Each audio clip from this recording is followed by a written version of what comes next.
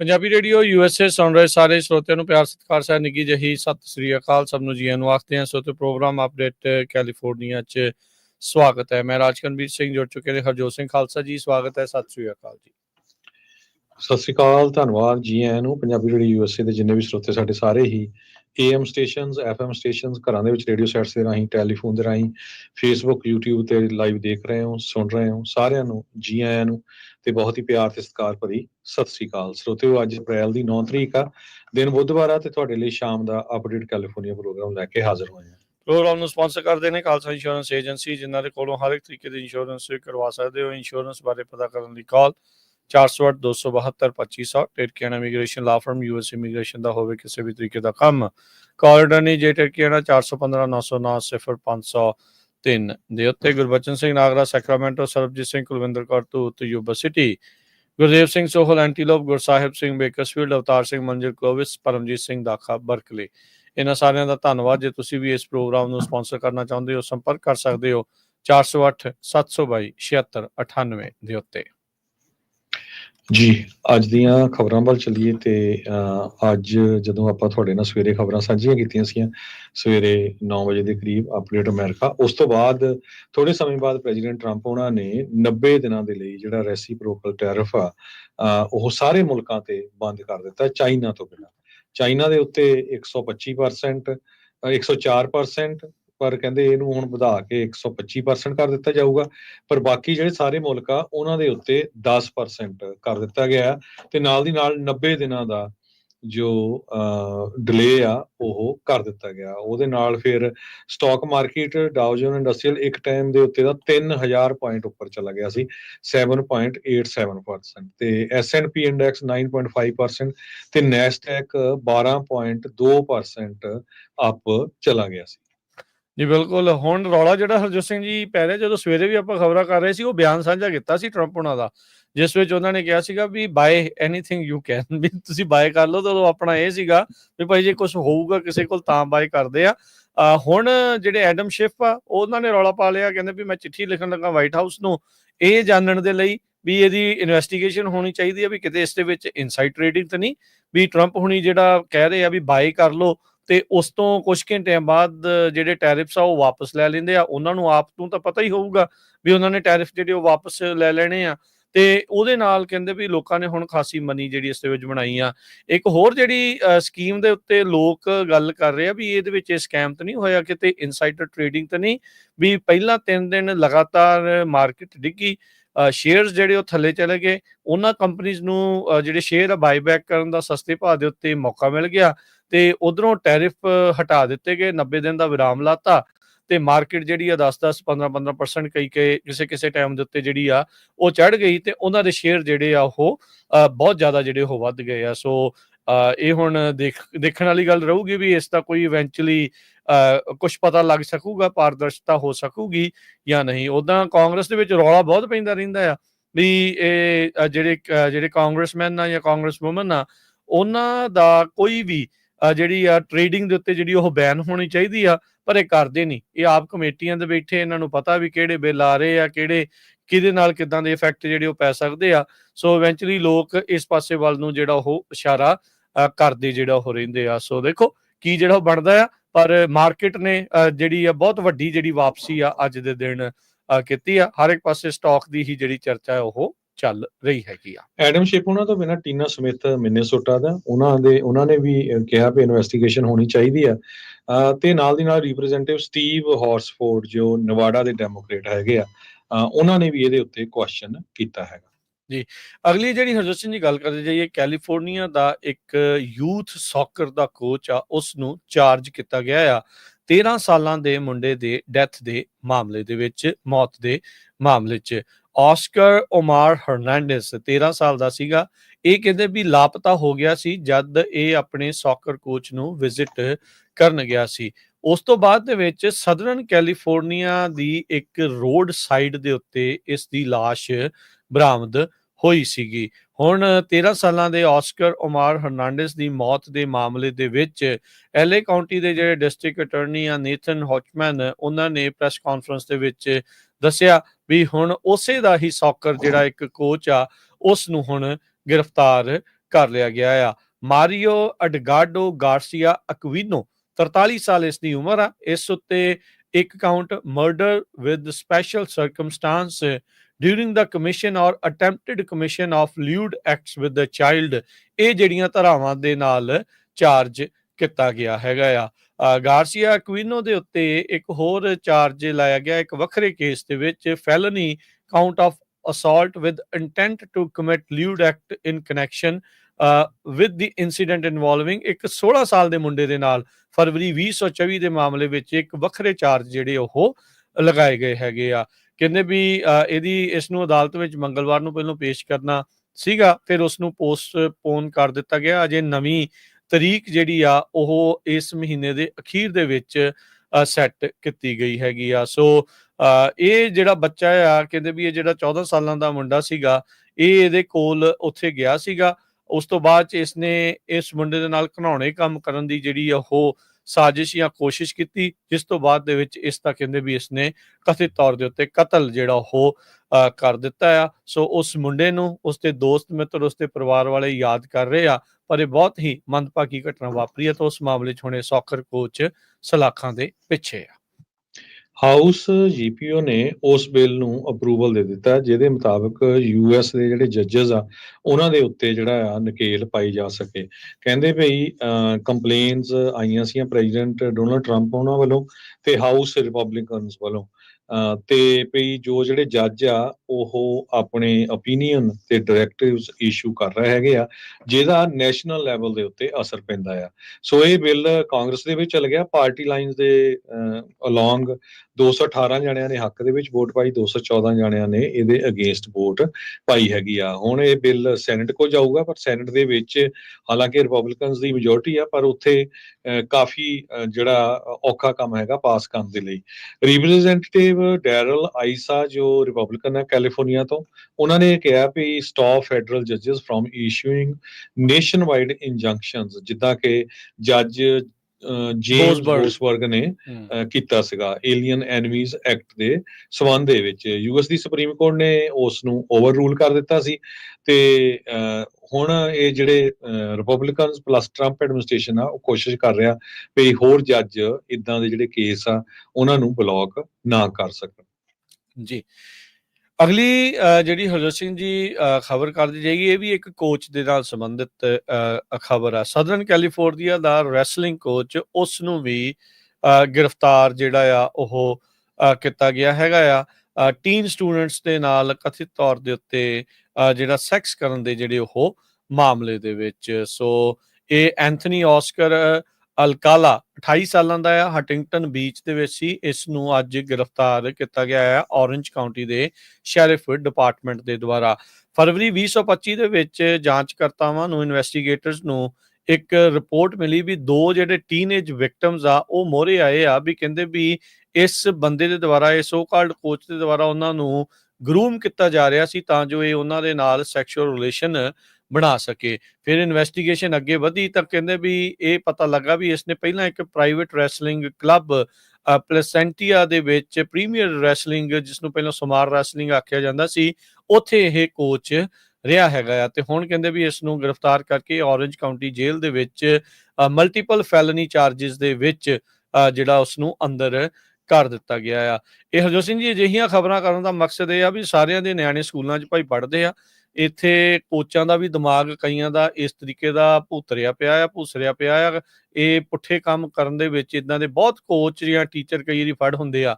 ਨਿਆਣਿਆਂ ਨੂੰ ਇਦਾਂ ਦੀਆਂ ਚੀਜ਼ਾਂ 'ਚ ਪਾ ਕੇ ਆਪ ਫਾਰਗ ਨਾ ਹੋਇਆ ਕਰੋ, ਨਾਲ ਜਿਹੜੀ ਉਹ ਨਜ਼ਰ ਰੱਖਿਆ ਕਰੋ, ਨਿਆਣਿਆਂ ਦੇ ਨਾਲ ਗੱਲ ਕਰਿਆ ਕਰੋ, ਕਿਤੇ ਕਿਸੇ ਦੇ ਨਾਲ ਕੁਛ ਅਜਿਹੀ ਬਦਤਮੀਜ਼ੀ ਜਾਂ ਕਿਸੇ ਨੇ ਕੁਛ ਇਦਾਂ ਦੀ ਗਲਤ ਨਹੀਂ ਕਹੀ, ਤਾਂ ਜੋ ਪਤਾ ਲੱਗਦਾ ਰਵੇ ਵੀ ਕੀ ਕੁਛ ਜਿਹੜਾ ਉਹ ਚੱਲ ਰਿਹਾ ਕਰੋ। ਔਨ ਟੌਪ ਇਹਨਾਂ ਚੀਜ਼ਾਂ ਦੇ ਮਾਮਲਿਆਂ ਦੇ ਵਿੱਚ ਰਿਹਾ ਕਰੋ। ਇਦਾਂ ਦੀਆਂ ਬਹੁਤ ਸਾਰੀਆਂ ਕਰਤੂਤੀ ਬੰਦਿਆਂ ਦੀਆਂ ਖਬਰਾਂ ਜਿਹੜੀਆਂ ਉਹ ਆਉਂਦੀਆਂ ਰਹਿੰਦੀਆਂ। ਸੋ ਆਪਾਂ ਨੂੰ ਐਜ਼ ਏ ਪੇਰੈਂਟ ਸਾਰਿਆਂ ਨੂੰ ਬਹੁਤ ਧਿਆਨ ਤੇ ਅਲਰਟ ਇਹਨਾਂ ਚੀਜ਼ਾਂ 'ਚ ਰਹਿਣਾ ਚਾਹੀਦਾ ਆ। ਮਿਸ਼ੀਗਨ ਬੇਸਡ ਇੱਕ ਅਟਾਰਨੀ ਅਮੀਰ ਮੈਕਲੈਡ ਉਸ ਨੂੰ ਫੈਡਰਲ ਇਮੀਗ੍ਰੇਸ਼ਨ ਏਜੰਟਸ ਨੇ ਇੱਕ ਤਰ੍ਹਾਂ ਦੇ ਨਾਲ ਡਿਟੇਨ ਕਰ ਲਿਆ ਜਦੋਂ ਉਹ ਛੁੱਟੀਆਂ ਕੱਟ ਕੇ ਆਪਣੇ ਪਰਿਵਾਰ ਦੇ ਨਾਲ ਡੋਮਿਨਿਕ ਰਿਪਬਲਿਕ ਤੋਂ ਵਾਪਸ ਆ ਰਿਹਾ ਸੀ। ਇਹ ਜਿਹੜਾ ਅਟਾਰਨੀ ਆ ਜੋ ਸਟੂਡੈਂਟ ਪ੍ਰੋਟੈਸਟਰ ਸੀਗੇ ਜਿਨ੍ਹਾਂ ਨੂੰ ਫੈਡਰਲ ਇਮੀਗ੍ਰੇਸ਼ਨ ਏਜੰਟਸ ਨੇ ਡਿਟੇਨ ਕੀਤਾ ਹੋਇਆ ਉਹਨਾਂ ਨੂੰ ਰਿਪਰੈਜ਼ੈਂਟ ਕਰਦਾ। ਖੁਦ ਡੈਟਰੋਇਟ ਮੈਟਰੋ 에ਅਰਪੋਰਟ ਦੇ ਉੱਤੇ ਮੈਕਲੈਡ ਜੋ ਆ ਇਹ ਯੂਐਸ ਦਾ ਸਿਟੀਜ਼ਨ ਆ। ਕਹਿੰਦੇ ਵੀ ਕਸਟਮ ਦੇ ਥਰੂ ਜਦੋਂ ਮੇਰੀ ਵਾਈਫ ਤੇ ਬੱਚੇ ਲੰਘ ਲਏ ਸੀ ਤੇ ਉਹਨਾਂ ਨੂੰ ਲੰਘਣ ਦਿੱਤਾ ਤੇ ਜਦੋਂ ਮੇਰੀ ਵਾਰੀ ਆਈ ਤੇ ਉਹਨਾਂ ਨੇ ਕਿਹਾ ਵੀ ਟੈਕਟੀਕਲ ਟੈਰਰਿਜ਼ਮ ਰਿਸਪੌਂਸ ਟੀਮ ਜੋ ਅਸਿਸਟੈਂਸ ਚਾਹੀਦੀ ਆ ਉਹਨਾਂ ਵੱਲੋਂ। ਕਹਿੰਦਾ ਵੀ ਮੈਂ ਉਸ ਟਾਈਮ ਚਿੰਤਾ 'ਚ ਲੱਗਿਆ ਵੀ ਇਹ ਕੀ ਹੋਊਗਾ। 90 ਮਿੰਟ ਕਹਿੰਦਾ ਵੀ ਉਹ ਮੇਰੇ ਫੋਨ ਮੰਗਦੇ ਰਹੇ ਤੇ ਮੈਂ ਫੋਨ ਨਹੀਂ ਦਿੱਤਾ ਵੀ ਮੈਂ ਇਹ ਮੇਰੀ ਪ੍ਰਾਪਰਟੀ ਆ। ਬੈਕ ਐਂਡ ਫੋਰਥ ਚੱਲਦਾ ਰਿਹਾ ਐਂਡ ਦੇ ਵਿੱਚ ਕਹਿੰਦਾ ਮੈਂ ਕੰਟੈਕਟ ਲਿਸਟ ਉਹਨਾਂ ਨੂੰ ਦੇ ਦਿੱਤੀ। ਉਸ ਤੋਂ ਬਾਅਦ ਉਹਨੂੰ ਜਿਹੜਾ ਛੱਡ ਦਿੱਤਾ ਗਿਆ। ਸੋ ਹਜੇ ਜਿੰਨੇ ਵੀ ਉਹਦੇ ਕਲਾਇੰਟਸ ਆ ਸਟੂਡੈਂਟਸ ਆ ਕਿਸੇ ਤਰ੍ਹਾਂ ਨਾਲ ਵੀ ਉਹ ਚਾਰਜ ਨਹੀਂ ਕੀਤੇ ਗਏ। ਚਾਰਜ ਉਹਨਾਂ ਤੇ ਇਹੋ ਹੀ ਆ ਵੀ ਜੀ ਦੇਖੋ ਪ੍ਰੋ ਪੈਲਸਟੀਨੀਅਨ ਪ੍ਰੋਟੈਸਟ ਜੋ ਆ ਉਹ ਕਰ ਰਹੇ ਸੀ ਯੂਨੀਵਰਸਿਟੀ ਆਫ ਮਿਸ਼ੀਗਨ ਦੇ ਵਿੱਚ। ਜੋ ਅਟਾਰਨੀ ਮੈਕਲੈਡ ਆ ਉਹ ਕਹਿੰਦਾ ਵੀ ਇਹ ਕੋਇਨਸੀਡੈਂਸ ਨਹੀਂ ਹੈਗੀ ਇਹ ਜਾਣ ਬੁੱਝ ਕੇ ਜਿਹੜਾ ਟਾਰਗੇਟ ਕੀਤਾ ਗਿਆ ਆ ਉਹਨਾਂ ਅਟਾਰਨੀਜ਼ ਨੂੰ ਜੋ ਦੂਜਿਆਂ ਦੇ ਹੱਕਾਂ ਦੇ ਲਈ ਲੜਾਈ ਲੜ ਰਹੇ ਹੈਗੇ ਆ। ਸੋ ਹੁਣ ਦੇਖੋ ਵੀ ਯੂਐਸ ਦਾ ਸਿਟੀਜ਼ਨ ਜਿਹੜਾ ਅਟਾਰਨੀ ਆ ਜੋ ਕੇਸ ਲੜ ਰਿਹਾ ਸਟੂਡੈਂਟਸ ਦੇ ਉਹਨੂੰ ਵੀ ਜਿਹੜਾ ਆ ਡਿਟੇਨ ਕੀਤਾ ਗਿਆ। ਜੀ ਪੈਮ ਬੌਂਡੀ ਜੋ ਕਿ ਅਟਾਰਨੀ ਜਨਰਲ ਨੇ ਅਮਰੀਕਾ ਦੇ ਡਿਪਾਰਟਮੈਂਟ ਆਫ ਜਸਟਿਸ ਉਹਨਾਂ ਦੇ ਅੰਡਰ ਕੰਮ ਕਰ ਰਿਹਾ ਆ। ਉਹਨਾਂ ਨੇ ਕਹਿੰਦੇ ਵੀ ਹੁਣ ਉਸ ਬੰਦੇ ਦੇ ਖਿਲਾਫ ਜਿਹੜੇ ਚਾਰजेस ਆ ਉਹ ਡ੍ਰੌਪ ਕਰਨ ਜਾ ਰਹੇ ਆ ਜਿਸ ਨੂੰ ਇਹਨਾਂ ਨੇ MS-13 ਗੈਂਗ ਦਾ ਈਸਟ ਕੋਸਟ ਦਾ ਲੀਡਰ ਜਿਹੜਾ ਉਹ ਆਖਿਆ ਸੀ। ਉਸ ਟਾਈਮ ਦੇ ਉੱਤੇ ਪਿਛਲੇ ਮਹੀਨੇ ਇਹਨਾਂ ਨੇ ਇੱਕ ਟੈਲੀਵਾਈਜ਼ਡ ਪ੍ਰੈਸ ਕਾਨਫਰੰਸ ਨੈਸ਼ਨਲੀ ਕੀਤੀ ਸੀ ਜਿਸ 'ਚ ਅਟਾਰਨੀ ਜਨਰਲ ਪੈਮ ਬੌਂਡੀ ਨੇ ਕਿਹਾ ਸੀਗਾ ਵੀ ਅਸੀਂ ਜਿਹੜਾ ਇਹ so called East cost leader ਹੈ MS-13 ਗੈਂਗ ਦਾ ਉਸ ਨੂੰ ਗ੍ਰਿਫਤਾਰ ਕਰ ਲਿਆ ਆ। ਇਸ ਦਾ ਨਾਂ ਹੈਨਰੀ ਵਿਲਾਤੋਰੋ ਸਾਂਤੋਸ ਦੱਸਿਆ ਜਾਂਦਾ ਆ। 27 ਮਾਰਚ ਦੀ ਪ੍ਰੈਸ ਕਾਨਫਰੰਸ ਦੇ ਵਿੱਚ ਇਸ ਬਾਰੇ ਜਾਣਕਾਰੀ ਜਿਹੜੀ ਉਹ ਦਿੱਤੀ ਸੀ। ਉਸ ਟਾਈਮ ਦੇ ਉੱਤੇ ਕਿਹਾ ਵੀ ਇਸ ਨੇ ਬਹੁਤ ਹੀ ਵੈਰੀ ਵਾਇਲੈਂਟ ਕ੍ਰਾਈਮਸ ਜਿਹੜੇ ਉਹ ਕੀਤੇ ਨੇ ਤੇ ਇਹ ਐਸੋਸੀਏਟਡ ਹੈਗਾ ਆ MS-13 ਗੈਂਗ ਦੇ ਨਾਲ। He was the leader over it all the violent crimes. ਹੁਣ ਅਲੈਗਜ਼ੈਂਡਰੀਆ ਵਰਜੀਨੀਆ ਦੇ ਵਿੱਚ ਜਿਹੜੀ ਅਦਾਲਤੀ ਦਸਤਾਵੇਜ਼ ਪੇਸ਼ ਹੋਏ ਨੇ ਕੋਰਟ ਫਾਈਲਿੰਗ ਹੋਈ ਆ ਉਸ ਦੇ ਵਿੱਚ ਉਹਨਾਂ ਨੇ ਜੱਜ ਨੂੰ ਆਖਿਆ ਵੀ to dismiss without prejudice the criminal complaint presently pending against the defendant ਵੀ ਇਹਦੇ ਖਿਲਾਫ ਜਿਹੜੇ ਕ੍ਰਿਮੀਨਲ ਕੰਪਲੇਂਟ ਆ ਉਸ ਨੂੰ ਵਿਦਆਊਟ ਪ੍ਰੈਜੁਡਿਸ ਜਿਹੜਾ ਉਹ ਡਿਸਮਿਸ ਕਰ ਦਿੱਤਾ ਜਾਵੇ। ਹੁਣ ਇਸ ਬਾਬਤ ਜਦ ਸਵਾਲ ਪੁੱਛਿਆ ਗਿਆ ਤਾਂ ਉਹਨਾਂ ਨੇ ਕਿਹਾ ਵੀ ਇਹ ਇਸ ਮੁਲਕ ਦੇ ਵਿੱਚ ਬਹੁਤਾ ਲੰਮਾ ਸਮਾਂ ਨਹੀਂ ਰਹੇਗਾ ਤੇ ਇਸ ਲਈ ਅਸੀਂ ਜਿਹੜੇ ਇਹਦੇ ਖਿਲਾਫ ਜਿਹੜੇ ਚਾਰजेस ਆ ਉਸ ਨੂੰ ਡਿਸਮਿਸ ਕਰ ਰਹੇ ਹਾਂ ਵੀ ਅਸੀਂ ਇਸ ਨੂੰ ਡਿਪੋਰਟ ਕਰ ਦੇਣਾ ਆ। ਕਹਿੰਦੇ ਵੀ as a terrorist he will now face removal process. ਜਿਹੜੇ ਉੱਦਾਂ ਜਸਟਿਸ ਡਿਪਾਰਟਮੈਂਟ ਦੇ ਨਾਲ ਅਧਿਕਾਰੀ ਉਹ ਕਹਿੰਦੇ ਵੀ ਇਹ ਵੈਸੇ ਇਸ ਤਰੀਕੇ ਨਾਲ DOJ ਕਰਦਾ ਨਹੀਂ ਆ।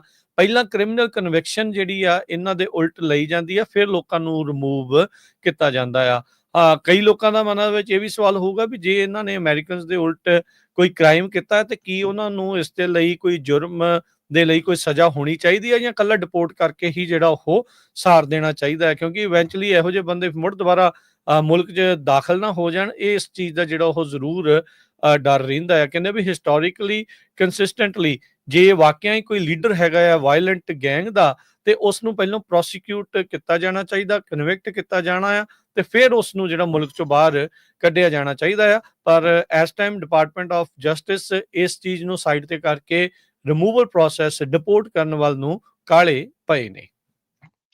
ਅਗਲੀ ਖਬਰ ਵੱਲ ਚਲੀਏ ਤੇ ਕੈਸ਼ ਪਟੇਲ ਜੋ FBI ਦੇ ਡਾਇਰੈਕਟਰ ਹੈਗੇ ਆ ਉਹਨਾਂ ਨੂੰ ATF ਦਾ ਵੀ ਐਕਟਿੰਗ ਡਾਇਰੈਕਟਰ ਰੱਖਿਆ ਗਿਆ ਸੀ ਤੇ ਅੱਜ ਇਹ ਖਬਰ ਆ ਰਹੀ ਆ ਵੀ FBI ਦੇ ਡਾਇਰੈਕਟਰ ਕੈਸ਼ ਪਟੇਲ ਜੋ ਬਿਊਰੋ ਆਫ ਅਲਕੋਹਲ ਟਬਾਕੋ ਤੇ ਫਾਇਰ ਆਰਮਸ ਨੂੰ ਵੀ ਡਾਇਰੈਕਟ ਕਰਦੇ ਸੀ ਉੱਥੋਂ ਉਹਨਾਂ ਦੀ ਜਿਹੜੀ ਪੋਜੀਸ਼ਨ ਆ ਉਹ ਰਿਮੂਵ ਕਰ ਦਿੱਤੀ ਗਈ ਆ ਤੇ ਉਹਨਾਂ ਦੀ ਜਗ੍ਹਾ ਦੇ ਉੱਤੇ ਆਰਮੀ ਦੇ ਸੈਕਟਰੀ ਡੈਨੀਅਲ ਡ੍ਰਿਸਕਲ ਉਹਨਾਂ ਨੂੰ ਅਪਾਇੰਟ ਕੀਤਾ ਗਿਆ ਹੈਗਾ। ਸੋ ਇਹ ਜਿਹੜੀ ਚੇਂਜ ਆ ਪਬਲਿਕਲੀ US ਜਸਟਿਸ ਡਿਪਾਰਟਮੈਂਟ ਵੱਲੋਂ ਇਹ ਡਿਸਕਲੋਜ਼ ਨਹੀਂ ਕੀਤੀ ਗਈ ਸੀ।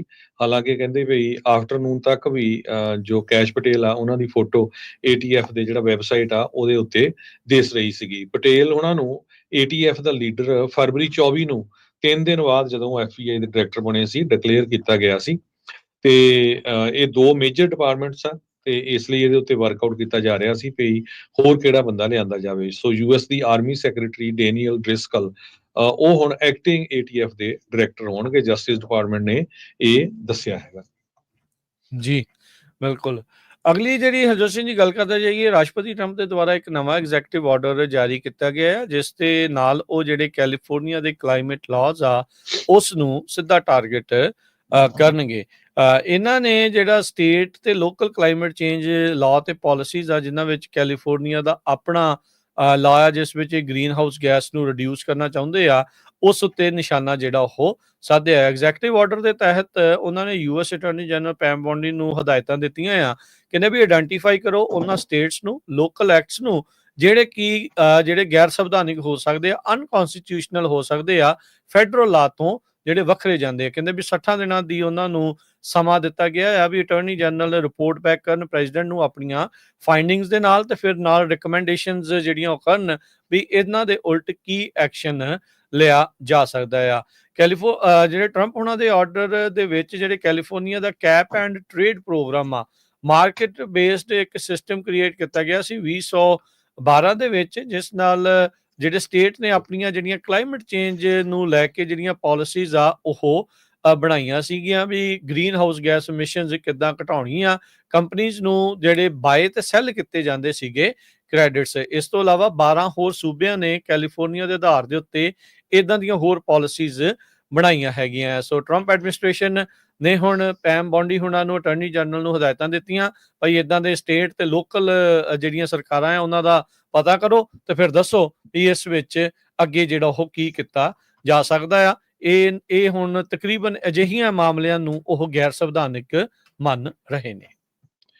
ਟਰੰਪ ਐਡਮਿਨਿਸਟ੍ਰੇਸ਼ਨ ਉਹਨਾਂ ਨੇ ਇਹ ਕਿਹਾ ਆ ਵੀ ਜੋ ਫਾਰਮਾਸਿਊਟੀਕਲ ਇੰਪੋਰਟਸ ਆ ਉਹਨਾਂ ਦੇ ਉੱਤੇ ਹੋਰ ਟੈਰਿਫ ਲਾਉਣ ਜਾ ਰਹੇ ਹੈਗੇ ਆ। ਇਹਦੇ ਨਾਲ ਤਾਈਵਾਨ ਸੈਮੀਕੰਡਕਟਰ ਮੈਨੂਫੈਕਚਰਿੰਗ ਕੰਪਨੀ ਜੋ TSMC ਆ, ਉਹਦੇ ਉੱਤੇ ਵੀ ਕਹਿੰਦੇ ਵੀ ਟੈਕਸ ਲਾਉਣ ਜਾ ਰਹੇ ਆ, ਅਨਲੈਸ ਕਿ ਉਹ ਆਪਣਾ ਜਿਹੜਾ ਪਲਾਂਟ ਆ ਉਹ ਅਮਰੀਕਾ ਦੇ ਵਿੱਚ ਖੋਲ ਲੈਣ। ਇਹ ਉਹ ਪ੍ਰੈਜ਼ੀਡੈਂਟ ਡੋਨਲਡ ਟਰੰਪ ਹੋਣੀ ਉਸ ਟਾਈਮ ਦੇ ਉੱਤੇ ਬੋਲ ਰਹੇ ਸੀ, ਜਿਸ ਟਾਈਮ ਤੇ ਉਹ ਨੈਸ਼ਨਲ ਰਿਪਬਲਿਕ ਕਾਂਗਰਸ ਕਮੇਟੀ ਨੂੰ ਐਡਰੈਸ ਕਰ ਰਹੇ ਸੀ।